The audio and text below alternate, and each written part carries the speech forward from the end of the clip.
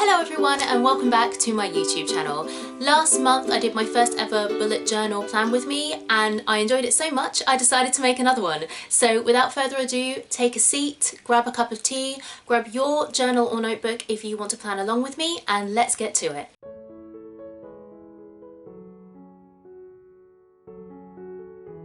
Okay, so let's get started with my setup for June.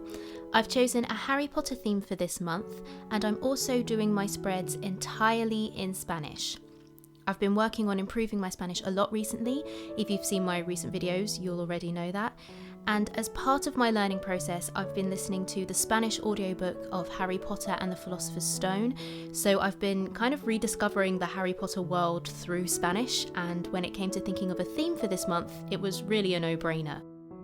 Some months I find it so difficult to think of a theme and what I want to do, but this month there was literally nothing else that I could have chosen, so here you go.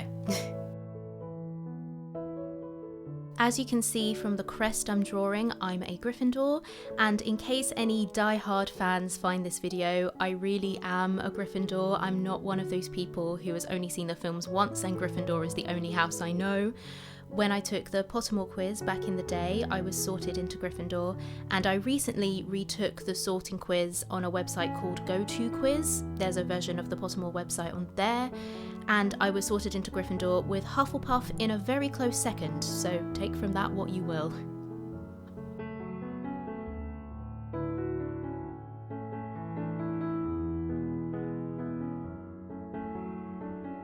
When it comes to Harry Potter, I personally prefer the books to the films.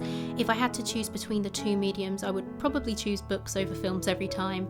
I've always enjoyed reading, and I just love the feeling of escaping into a good book. With adaptation, you always have to change things. I'm not a book purist by any means, but I do think in hindsight that the films were a little bit rushed, and because of the changes in director through the series, there is a constant change in tone which I find quite jarring. It's not as bad as other franchises, for example the new Star Wars films, and it isn't the worst book to film adaptation. If any of you guys know Eragon, you will know that that adaptation was terrible. But I would always go for the Harry Potter books over the films. I do love the music in the first two films though. John Williams writes the most beautiful film scores, and I am a sucker for sweeping melodies, I'm not gonna lie.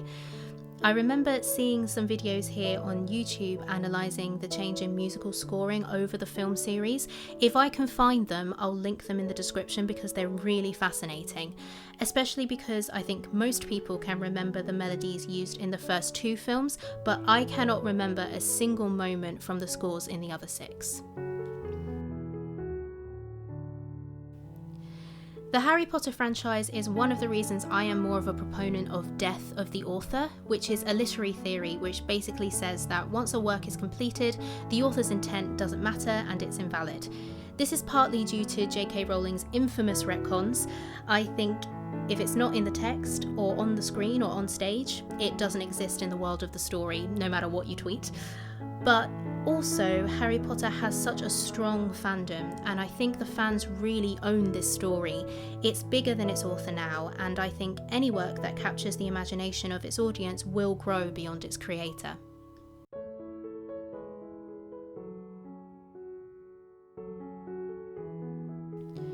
So as you can see, at the top of the page I've drawn the Gryffindor crest, which I'm really impressed with how it turned out, seeing as I cannot draw to save my life. And I've also drawn the silhouette of Hogwarts Castle in the moonlight, with the month written above in red. And my calendar layout is a one-page layout with a space for events and deadlines at the bottom. Because I am a Gryffindor, the colour scheme for this month is obviously scarlet and gold. To get a gold effect, I used a combination of yellow and orange pencil, and then if I wanted it to look more saturated like pen would, I went over the pencil with a yellow marker. Also, while doing this setup, I realised that I actually have red and gold washi tape, but it's still in London and I'm currently quarantining at my mum's house in Kent, so I couldn't use it, and that made me very sad. So maybe when I can get back to London, I will incorporate some washi tape in some of my later spreads, or if it's gone past June, I'll just add some washi tape in. You can never have too much washi tape. I found towards the end of this month that I've had a sudden burst of creativity. I don't really know why. I suspect it's part of the healing and recovery process with everything that's been happening. This setup is way more doodle heavy than my usual bullet journal spreads. The drawings are more complex, it took me way longer than usual, but I think that that's a sign that I'm getting some of my creative energy back. And I think it's important to recognise that creativity is not a switch. You can facilitate it, of course, and you can train it and set up habits to make it easier to tap into and find inspiration, but it takes energy, and if stress or worry or sadness is draining that energy, then you can't force it. My next page is 2 spreads. On the left is my monthly task list, and on the right is a magical words spread. I've decided not to have a separate tracker for acting work admin this month. Instead, I'll be incorporating it into my habit tracker. Around my task list, I've doodled all of the magical things. So we've got a wand, a Hogwarts letter, a potion bottle, a cauldron, a broomstick, a key, a quill, a book, and the golden snitch, of course. I debated whether I wanted to colour in the doodles, but I liked the contrast of the black and white doodles with the red title at the top. And then around the space where I'll write my tasks, I've outlined a parchment scroll.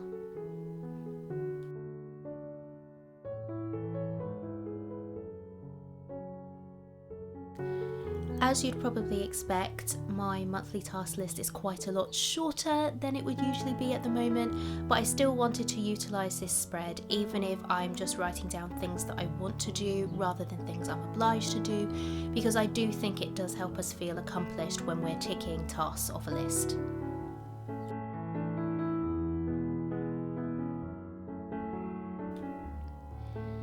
The magical word spread is basically a Spanish vocab list, so I'm going to write the Spanish words with a doodle of what the words mean next to it, rather than the English translation. This is so that the concept the word conveys is enforced rather than translating through English. Hopefully, that's the idea.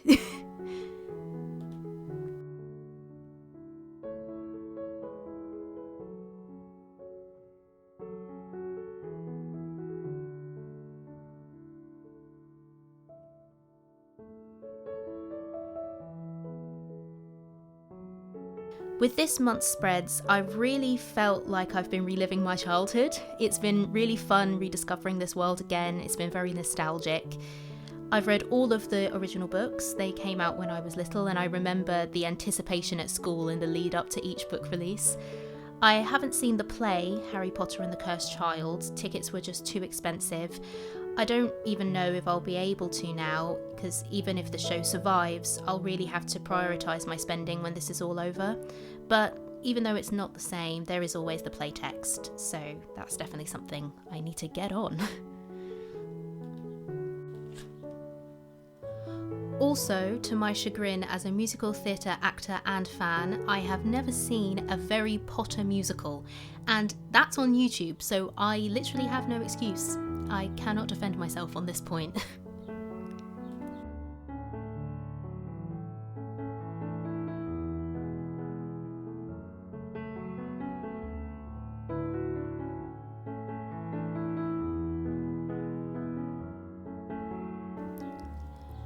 Around the title at the top, I've drawn what was supposed to be a Gryffindor banner, but watching it back, I realised that banners are meant to hang vertically, so what I've drawn just looks like one of those signposts you get on country roads that says the nearest village is half a mile away. But we're just gonna go with it, we'll make it work. Also, at the bottom, I've doodled a little owl and a Gryffindor scarf.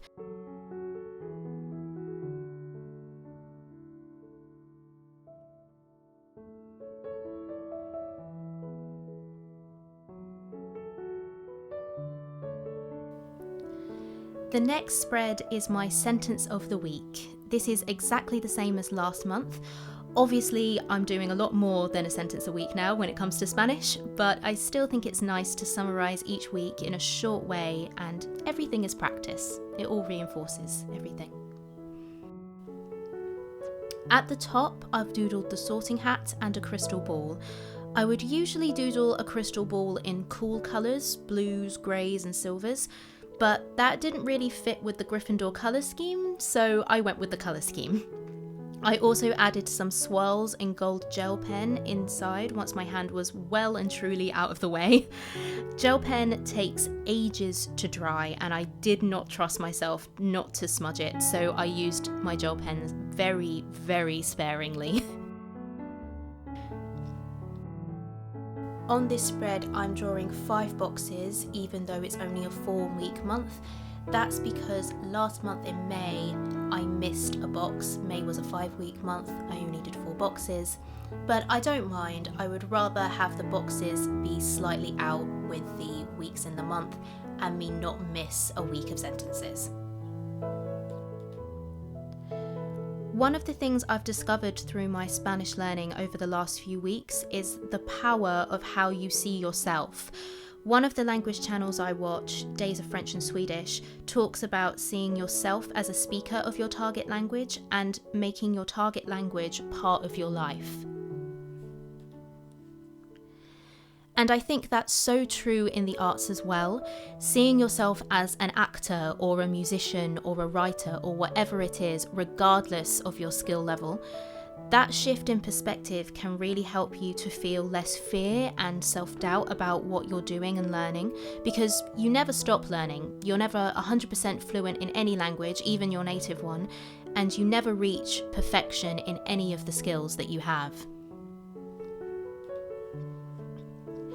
Next is my habit and mood tracker, which is the same as last month, apart from being in Spanish, obviously. I don't think I got the title quite right in terms of word choice, but that's okay, I can change it next month and it's all a work in progress. The habit categories I'm tracking are the same as last month, but I'm going to review the individual habits within each category to make sure I'm tracking habits that are beneficial and useful for me right now. Like I said, I'm going to be tracking my acting admin here rather than in a separate tracker. As well as finding these tasks really difficult at the moment, there just isn't that much to do. There's hardly any work at the moment, definitely not for stage. Screen work is picking up slowly it seems, but it's a tough time for entertainment and hospitality at the moment. In the bullet journaling community, there are lots of creative trackers out there, particularly for mood trackers. I think a lot of people need a creative incentive to fill out their mood trackers by having pretty pictures to colour in and having different colours for different moods. But for me personally, at least right now, I just find it so much easier to plot my mood in a graph-like way rather than bothering with different colours and having to draw elaborate spreads. And at the top, I've written a quote by W.B. Yeats, which says, "The world is full of magic things, patiently waiting for our senses to grow sharper," which I thought was very fitting for this theme.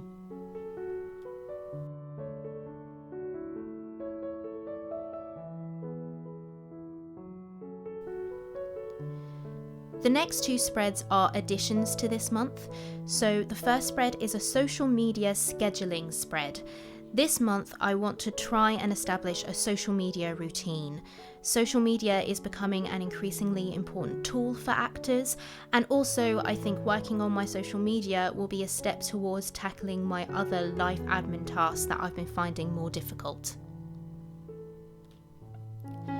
The platforms I'm focusing on are Instagram, Twitter, my Facebook page, YouTube, and my blog on my website. And at the bottom, there's space to write which type of content suit which platform, just for reference.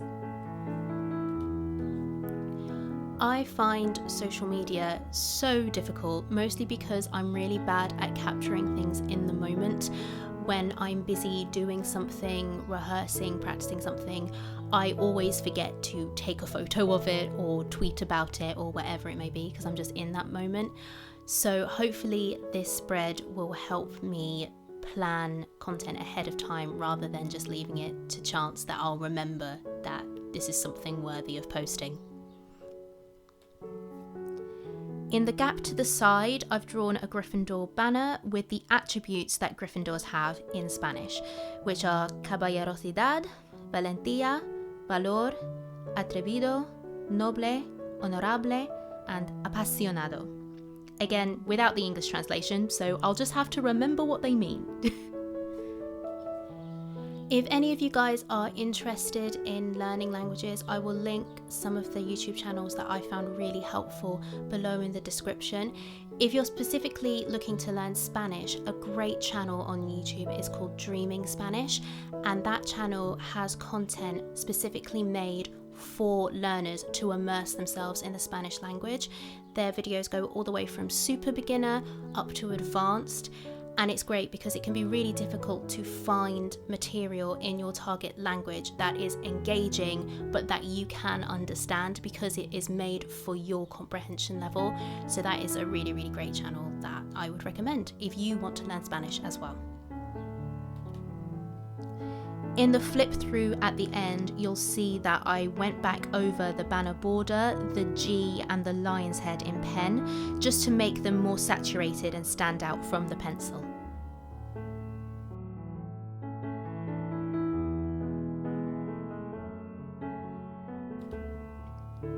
I really struggled to decide what to do with this page.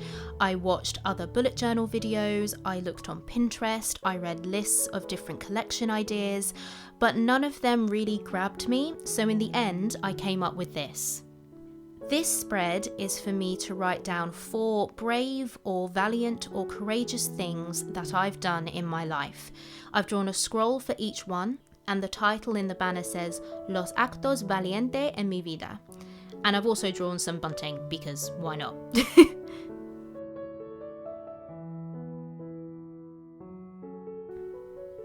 I don't know if I'll write the valiant things in Spanish.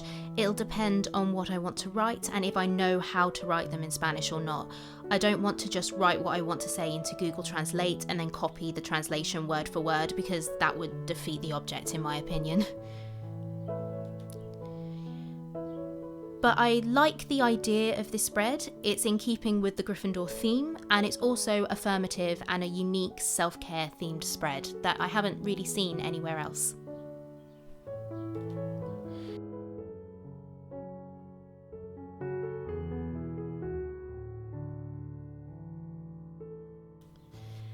This spread is another example of how my creativity has really taken an upswing in the last week or so.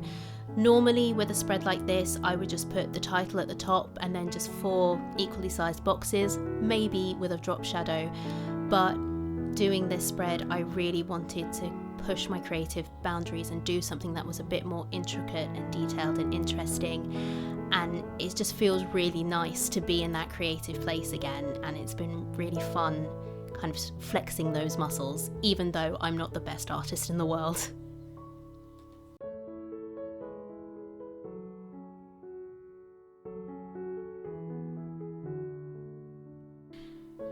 And finally, we have my first weekly spreads for June. So these spreads are the same as the layout I used last month. The only thing I've changed is that the rectangular boxes for each day are shorter, so I can fit a doodle along the left-hand side. I haven't found that I've needed a lot of space for daily tasks. I know the boxes are quite small, but at the moment they're working for me. I've actually been doing my weekly spreads in Spanish since the 11th of May, and not just the titles, days of the week, etc. I've actually been writing my tasks lists in Spanish, and also my positive log and my gratitudes logs have also been a mixture of Spanish and English, depending on if I know how to say what I want to say in Spanish. This has been great for learning and retaining vocab that I use in my daily life, especially for tasks that I do regularly or I have to carry over to the next day or the next week, as well as learning how to spell the days of the week. you know, having to write them down every week is very good for practicing your spelling. Along the left, I've doodled a wand with a swirl of magic in gold around it. I did a similar design layout last week, which I posted on my Instagram, so if you want to see my weekly spreads, you can follow me there. On the other side, I have my positives and gratitude logs. The Spanish title for my positive log actually translates to daily positives, which I thought was a nice alternative title as opposed to a literal translation.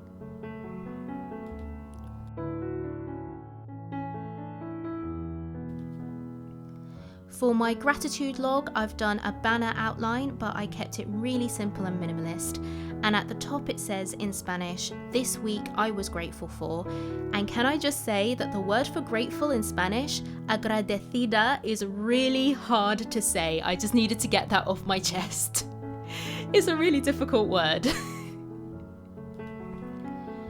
I think writing down positives and things you're grateful for is a really useful practice, especially right now when lots of not so great things are happening. It's important to hold on to the good things to keep us hopeful.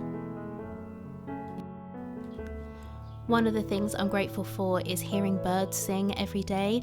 My mum has trees in the back garden and so do our neighbours, so there's always birds singing, and there's also a bird's nest right by my room, so I'm always woken up with the sound of birdsong, which is better than being woken up with the sound of traffic.